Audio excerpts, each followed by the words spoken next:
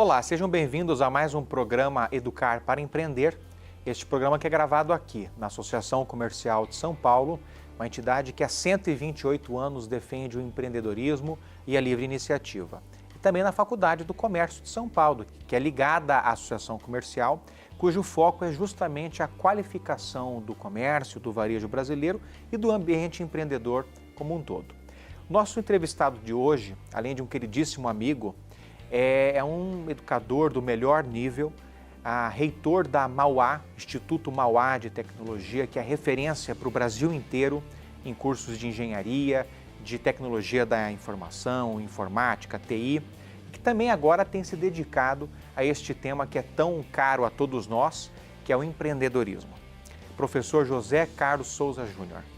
Professor José Carlos, é um prazer tê-lo aqui conosco.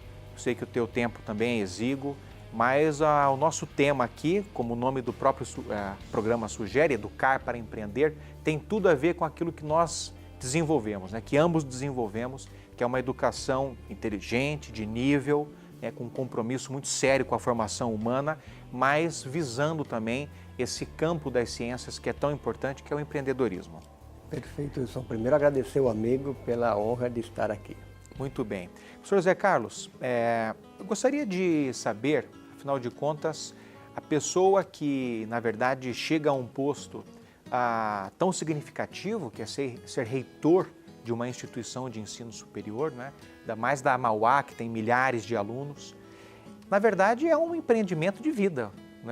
Eu posso dizer que o senhor empreendeu um projeto de vida que é toda essa carreira acadêmica até chegar a reitor. Então, eu arrisco dizer, é um empreendimento de vida, é um projeto de vida que deu certo. Como é que foi essa sua vida até chegar a reitor na Mauá? Olha, eu acho que um aspecto importante, tem muito a ver com o empreendedorismo também, é você conseguir pivotar. Claro. Porque eu, na verdade, venho de uma formação técnica, Eu me formei técnico primeiro, depois engenheiro. Fui seguir uma carreira acadêmica por gostar disso, me dedicar a isso realmente. Fiz a minha pós-graduação, meu mestrado, meu doutorado. E a gente acaba depois indo para a questão da gestão, de tentar impactar melhor as pessoas e a sociedade. Isso a gente consegue quando a gente começa a fazer gestão também das instituições educacionais.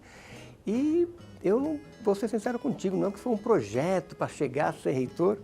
Isso acontece, acho, como reflexo das coisas que você vai fazendo, que no fundo acontece muito com o empreendedor também, Você vai sendo uma pessoa que exerce de maneira coerente o seu trabalho, que é íntegra. Eu acho que o próprio mercado vai reconhecendo isso. Então, eu acho que eu acabei vindo a ser reitor também por um pouco do reflexo de como eu me comporto, quais eram os meus valores, que a instituição identificava como algo que também tinha alinhamento com os valores dela.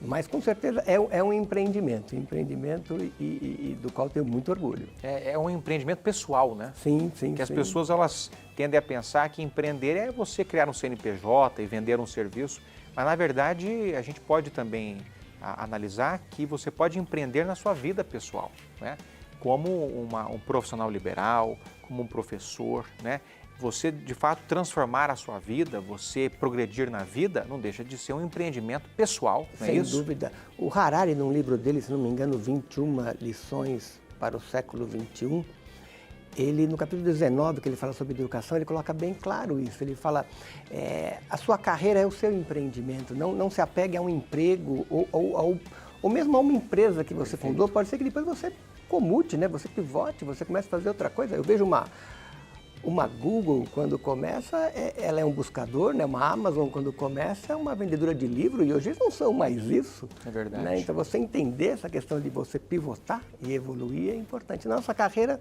tão importante quanto. Perfeito. Bom, como eu disse, o professor José Carlos é reitor da Mauá, Instituto de Tecnologia Mauá, que é uma universidade das mais respeitadas do Brasil, tendo formado ao longo de quantos anos, professor? Nós agora vamos completar, ao final desse ano, 62 anos. 62 anos, então mais de 6 décadas formando engenheiros, E eu tenho certeza que muitos que estão nos ouvindo aqui certamente conhecem engenheiros formados pela Mauá. Eles estão aí trabalhando em todo o país e alguns até fora do Brasil, Sim, professor? Vários. E são todos muito bem formados. A Mauá ela é referência de fato. Então é sobre a Mauá que eu agora gostaria de te perguntar, professor, um pouco da história dessa instituição de tanta envergadura que é a Mauá. Então, acho que uma coisa muito bacana que tem total ligação com o programa aqui é que a Mauá, ela é uma startup. Ela nasce lá em 61 de uma maneira bastante, é o que os americanos chamam de bootstrap, aquilo que quase nasce na garagem de casa. Então, ele é um movimento voluntário de alguns engenheiros, alguns professores, que vão construindo a instituição que hoje realmente, como o colega coloca, é uma instituição de renome nacional. Então, acho que essa visão empreendedora, ela faz parte da Mauá desde a sua raiz. Uma coisa importante dentro do conceito da Mauá, que tem muito a ver com o empreendedorismo, é que, embora nós tenhamos nascido como escola de engenharia, a gente vai com o tempo percebendo que, por vezes, a visão puramente técnica de um problema, ela nos restringe na solução de problemas complexos. Então, com o tempo, a Mauá vai percebendo isso. Na década de 90, ela cria uma escola de negócios também dentro do Instituto. E depois, em 2007, já como centro universitário, um curso de design. E o porquê disso, né, Wilson? Porque às vezes as pessoas, não tendo esse entendimento, acham que isso é você perder o foco, e não, isso é dar foco. Porque a engenharia, a tecnologia da informação, elas são muito fortes nos aspectos técnicos de uma solução, o que a gente vai chamar de feasibility. Mas a administração, ela vai trazer para a gente os modelos de negócio, né, o que a gente vai chamar de viability. Qual é a viabilidade daquilo ficar financeiramente em pé? Qual o arcabouço jurídico que tem que ser seguido para aquela solução? E o design traz o terceiro pé, do que a gente vai chamar de tripé de inovação, que é extremamente útil, que é a usabilidade, que a gente vai chamar de desirability. A minha solução não pode ser uma solução que apenas um engenheiro consiga usar, ela tem que ser uma solução que atenda ao mercado. E tudo isso envolto numa coisa que vocês aqui dominam com muita maestria, que é a questão da venda. Claro. E como é que eu pego todo esse pacote depois e levo para o mercado entender aquilo como sendo uma boa solução? Perfeito. Agora, eu estive lá na Mauá, enfim, conheci todo o projeto que é desenvolvido e na verdade eu percebi, professor, que vocês têm uma grande sinergia, um contato muito grande com as empresas. Sim. Eu gostaria que o senhor falasse um pouco sobre esse aspecto. Afinal de contas, professor, uma coisa que na verdade é mandatória hoje é a empregabilidade. Não adianta a pessoa dominar tecnicamente os assuntos, etc. Eu sei que isso vocês também já fazem muito bem, sem que na verdade isso tenha, não é, uma conexão com o mercado, que as empresas enxerguem esse valor que vocês estão lá formando. Como é que funciona esse aspecto da parceria com as empresas? A gente tem na nossa forma de pensar que a formação desse jovem, na verdade, é quase que uma coautoria entre a instituição de ensino e a sociedade para a qual ele vai ser entregue, vamos assim dizer. Então, a participação das empresas dentro do processo educacional para a gente é primordial. E isso é bom para os dois lados. As empresas conseguem trazer o conhecimento para esse jovem de problemas reais, então não faz sentido hoje você ficar pegando problemas contextuais de livros, quando existe tanto problema prático para ser resolvido. E a empresa também consegue, nessa imersão, captar grandes talentos e consegue passar os seus valores para esses jovens. Então, nós temos atividades que permeiam do primeiro ao último ano de todos os cursos relacionadas com empresas. São atividades que, por vezes, fazem parte de uma disciplina, são atividades que, por vezes, são oferecidas pelas próprias empresas, por vezes, são desafios que as empresas trazem, e sempre isso usando aquele tripé da inovação. Então, quando uma empresa vem para a gente com um problema para ser solucionado, primeiro, ela participa desse processo. Segundo, a gente envolve alunos dos diversos programas, né? Da engenharia, da administração, da TI, do design, para que você tenha para essa empresa essa visão do todo. Porque é um erro que a instituição cometia, você fazia o seu aluno de engenharia mecânica trabalhar em grupo, mas trabalhar em grupo é trabalhar com outros engenheiros mecânicos. Quando ele vai para o mercado, ele tem que falar com o RH, ele tem que falar com o pessoal de vendas, ele tem que falar com o pessoal do marketing. Poxa, aí sim é um trabalho em grupo. Essas competências de você conseguir entender o todo são importantíssimas. Claro. E para você trazer isso para dentro da universidade, a maneira mais eficiente é trazendo a sociedade para dentro da universidade. Então, as empresas estarem presentes na formação e elas estão entendendo isso como algo que faz parte dos valores dela, é importante. Não resta dúvida. Agora, então quer dizer, professor, aqui tem um aspecto importante que o professor Zé Carlos mencionou, que é justamente a escola, a universidade, ela criar a sua abordagem educacional a partir de problemas que são passados pela própria empresa. Afinal de contas, a gente não pode formar, eu vou usar uma expressão aqui bastante acadêmica, profissionais de gabinete, que estão ali desconectados do mundo, totalmente distantes dos nossos problemas reais. Então, esse testemunho que o professor Zé Carlos nos passa de que as empresas participam do processo educacional passando as suas dores, isso é fundamental, né, professor? Sim. E seria bom se todas as escolas do Brasil, e não só de nível superior, também tivesse essa conexão maior com o que a vida exige hoje, demanda, as empresas demandam, né, professor? Sim. Isso é uma coisa fundamental. Agora, perdão, e as próprias empresas também reforçarem esse aspecto. Nem toda empresa ainda entendeu essa importância dela estar presente nesse processo. Claro, com né? certeza. E os ganhos que ela tem. Porque uma coisa que a gente discute muito, não é que nós estamos formando em conjunto alguém que vai simplesmente lá atender as demandas da empresa. É alguém que vai questionar a empresa, alguém que vai trazer ali para a empresa situações de incômodo no bom sentido para que ela possa avançar. Claro. Então, não é questão de você criar uma mão de obra que vai atender uma demanda, não é isso, não é que a empresa vem e me diz, olha, eu quero um cara que saiba isso. Não, ele quer também um cara que seja reflexivo, um cara que consiga contribuir, trazer desafios para a própria empresa. Claro. Professor Zé Carlos, uma última pergunta antes da gente encerrar aqui o nosso primeiro bloco é o seguinte, vocês fazem um acompanhamento do egresso? Fazemos, não de uma maneira mais perfeita, mas nós temos uma associação de ex-alunos, nós temos uma ferramenta de alumni também, então nós fazemos esse acompanhamento de egressos, mas ainda vou dizer, tem muito a ser melhorado, ainda dá para evoluir muita coisa. Só para explicar para o nosso público, o egresso é aquele aluno que sai da instituição, é o formado já, né? E aí, realmente, para até que a gente possa medir a empregabilidade, se de fato houve um progresso, um incremento de renda, né? Esse é um outro aspecto que a educação tem hoje abordado com muita veemência, da gente acompanhar o que passou a ser a vida do aluno depois de formado. Se aquele conhecimento todo que foi ali trabalhado em sala de aula ou no ambiente virtual de aprendizagem, se aquilo de fato surtiu um efeito positivo na vida dos alunos. Professor, vamos fazer um pequeno intervalo e na volta a gente vai tratar de habilidades técnicas e comportamentais na vida do profissional e do empreendedor de hoje.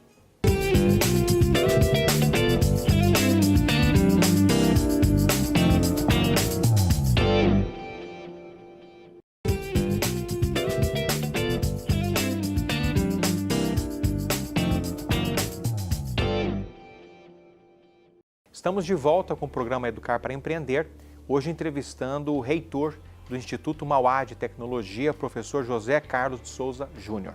Professor, no nosso último bloco, nós estávamos perguntando e abordando justamente esse aspecto fundamental que as universidades, fazendo essa conexão dos seus professores, do seu corpo docente e também do seu alunado, essa conexão entre este corpo, este material humano e as dificuldades vividas, né, pelo mercado, para que haja essa fina conexão e que a gente consiga, de fato, atender as demandas apresentadas pelo mercado. Agora, muito se fala hoje, professor, dessa necessidade, e nós estávamos em um evento agora em Valência, na semana passada, né, professor, nesse encontro internacional de reitores, educadores, e muito se falou da necessidade de uma formação humana, de uma formação que passe pelas competências comportamentais, socioemocionais, socioafetivas, porque de fato no mundo tão dominado, não é, pela transformação digital, pela inteligência artificial, o ser humano que vai se destacar, e isso é o que foi ponderado por muitos educadores, é aquele ser humano que tem de fato habilidades comportamentais. Como educador, professor, e aqui a gente pensando que o nosso público é um público que vive uma vida desafiadora. Sem dúvida. Empreender não é brincadeira, ainda mais no Brasil, né? Há muitos que digam que empreender no Brasil é um ato de heroísmo. Como é que o senhor avalia essa abordagem que é desafiadora da escola, da universidade, ser uma grande semeadora de valores humanos? Eu acho importantíssimo, Wilson, porque se você pensar na tecnologia, ela por si só é neutra, né? Vamos dizer assim, vamos pegar o momento em que estamos, né? Nós temos hoje um problema climático, ambiental. Ele só existiu por causa da tecnologia, porque se não fosse tecnologia, não teríamos conseguido fazer o estrago que fizemos. né? E assim para tantas coisas que as pessoas hoje talvez nunca viveram tão próximas, mas nunca foram tão solitárias também com essas redes. Então, a tecnologia por si só, ela é neutra. É como o ser humano faz uso dela que você acaba causando um impacto que pode ser para o bem ou para o mal. Então, eu acho que a universidade ela não pode se eximir disso. Essa questão de empatia para com o outro, essa preocupação com as desigualdades, é que vão fazer com que esse profissional consiga usar dessa tecnologia tão poderosa para conseguir realmente criar uma sociedade melhor. Porque senão nós vamos cometer o que quando você pega lá uma filósofa que eu gosto muito, a Hannah Arendt, que ela faz a análise do Adolf Eichmann, né, que foi um criminoso de guerra, que para ele fazia o que a lei dizia. Só pelo fato de ele não estar indo contra a lei, ele fazia o que era, para ele era o correto. Né? Ele estava mandando um monte de gente para os campos de concentração, de extermínio, mas para ele estava correto. Quer dizer, ele não refletia seus atos. Então, eu acho que criar um profissional que vai usar da tecnologia, não tem como não fazer uso dela, mas que reflita os impactos e as consequências dessa tecnologia, das ações que ele toma para com a sociedade, é fundamental para que a gente tenha uma sociedade melhor. Então, a universidade ela tem de criar esses sujeitos que dominam a tecnologia, que usam a tecnologia, mas que consigam entender quais são as consequências possíveis dessa tecnologia.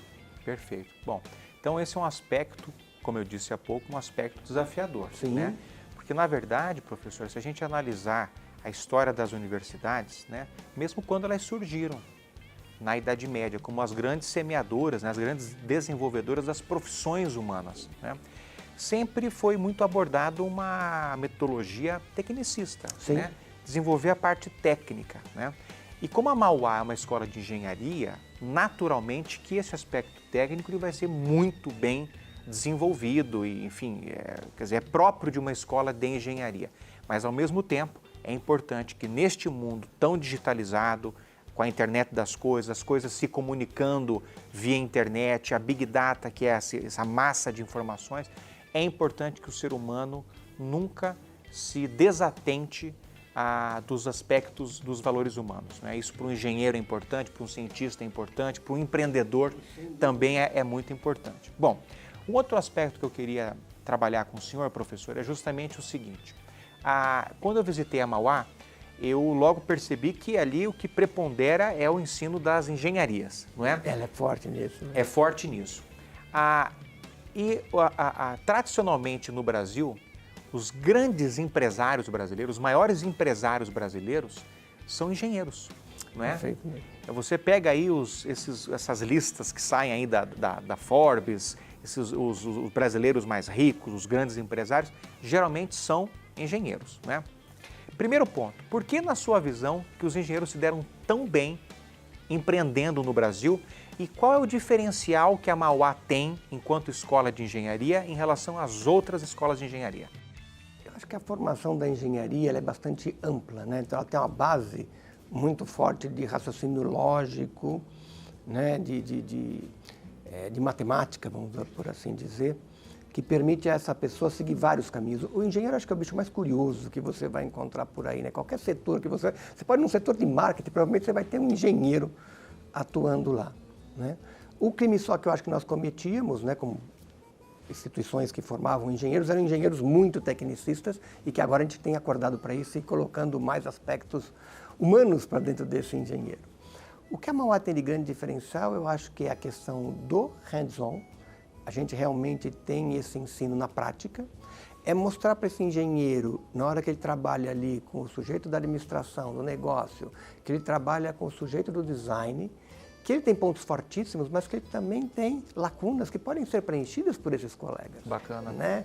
Então, é muito bacana você ver teus pontos fortes, mas também reconhecer os teus pontos fracos e entender que, poxa, se eu me conectar a outro profissional que domina, por exemplo, vendas, que eu não domino, poxa, juntos a gente vai ser muito mais forte, né? Eu tenho uma coisa muito melhor. Talvez eu seja um engenheiro muito bacana, mas eu tenho uma dificuldade tremenda de como bolar uma interface que uma pessoa que não é engenheiro consiga fazer uso daquela solução que eu criei. Aí um sujeito de design, né, pode me ajudar muito nesse aspecto. Então é que esse meio líquido, que a gente chama, né, esse meio que não tem a rigidez do sólido, mas também não é aquela anarquia do gasoso.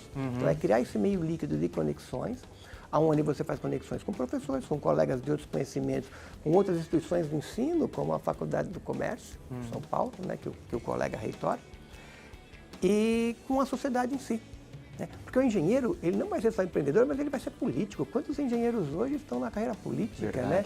E é importante que esse engenheiro que vai para essa área tenha essa questão dos valores muito presentes, muito fortes, porque o impacto dele é gigantesco dentro do que ele pode causar na sociedade. Com certeza. Bom, essa visão ela é muito interessante, porque de fato, numa visão assim bastante ortodoxa, quando a gente pensa em engenheiro, a gente sempre vem em mente aquele engenheiro com a sua planilha, fazendo cálculos e tudo. E é verdade, os engenheiros eles estão aí, como eu disse há pouco, são grandes empresários, né? E também estão no ambiente político. Então, de fato, professor, eu estou 100% de acordo que essa visão tecnicista ela tem que ser, de certo modo, adaptada, né? Incrementada com uma visão também humanista. Eu tenho certeza que a Mauá vem desempenhando isso muito bem. Eu estive lá, como eu disse, eu também visitei a Mauá e eu notei, com tudo que eu vi, na verdade, quando você observa os laboratórios da Mauá, eles permitem essa interação do aluno com os outros saberes. Então, o aluno de engenharia está dialogando com o aluno de design, né? Com o aluno de TI. Porque a vida é isso. Você vai para uma empresa, você não está no seu gabinete ali, como eu disse há pouco, né, professor? Aquele profissional de gabinete que não olha o que está acontecendo no mundo, né? Além das suas próprias paredes. Empreender envolve isso. Você tem que estar em pleno diálogo com o RH, com o seu gestor financeiro, com marketing, com o setor comercial. Então, esse profissional que consegue ter esse diálogo amplo, entender, não é, ao menos um pouco de tudo, né, que isso é muito importante, essa visão 360 graus, esse profissional vai se destacar. E se somado a isso, ele também tiver uma base de valores humanos sólida, aí é sucesso certeiro, né, professor? A gente vai chamar essa competência de nexialismo, né? Essa pessoa que consegue fazer essas conexões. Eu entendo que eu não domino tudo e eu preciso me conectar com outras pessoas que têm outras competências complementares à minha, né? E que o conhecimento técnico, né, ele consegue explicar muita coisa para a gente, mas o entendimento ele vem de uma reflexão, ele é mais da filosofia, né? E eu preciso de um pouco de arte, porque a arte também traz o humano para esse processo. Esse é meu ponto fraco, hein? Eu acho que o equilíbrio entre o conhecimento, a filosofia e a arte, no sentido de explicar, compreender e humanizar, é o que a gente vai procurar mostrar. Lógico, vai ter gente que vai ter preferências por algum deles, mas é importante entender que as três coisas são importantes e como ser humano que somos, a nossa completude se dá a partir do momento que eu consigo entender que eu preciso dominar um pouquinho de cada uma delas, pelo menos. Ótimo. Bom, estou de pleno acordo. Eu acho que realmente é isso, esse equilíbrio, né, entre o lúdico e o real. A arte dá esse ludicismo que é importante para a gente entender um pouco dessa dimensão da vida, né? Isso, de fato, é fundamental. Professor, infelizmente o nosso programa é rápido, dura só 25 minutos. Né? E eu queria finalizar o nosso programa aqui, o senhor só falando para o nosso público rapidamente, né?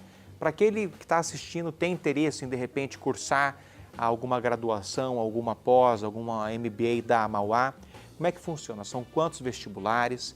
Se de fato existe o EAD ou se vai existir o ensino à distância? Fale um pouquinho para quem está nos assistindo e despertou interesse na Mauá. Eu faço votos de que desperte o interesse, porque é uma grande instituição. Muito obrigado, querido. É um prazer.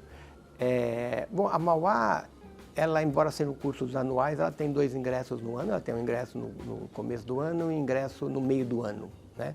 Nós somos 9 cursos de engenharia, 2 cursos de TI, ciência da computação e sistemas de informação, um curso de design e o curso de administração.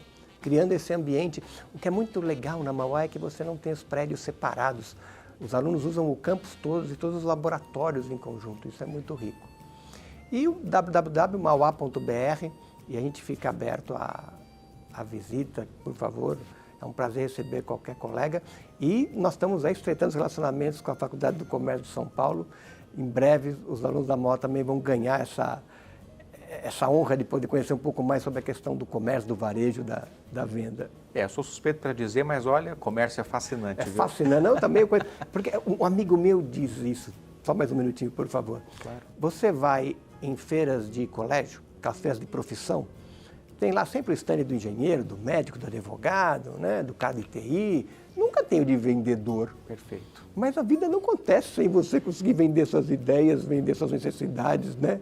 Isso Todos somos instados a vender. Exatamente, né? Então é importantíssimo e eu acho que o Brasil, e também o mundo, de certa maneira, ainda subestima ou não dá o devido valor a isso. Verdade. É importante reconhecer.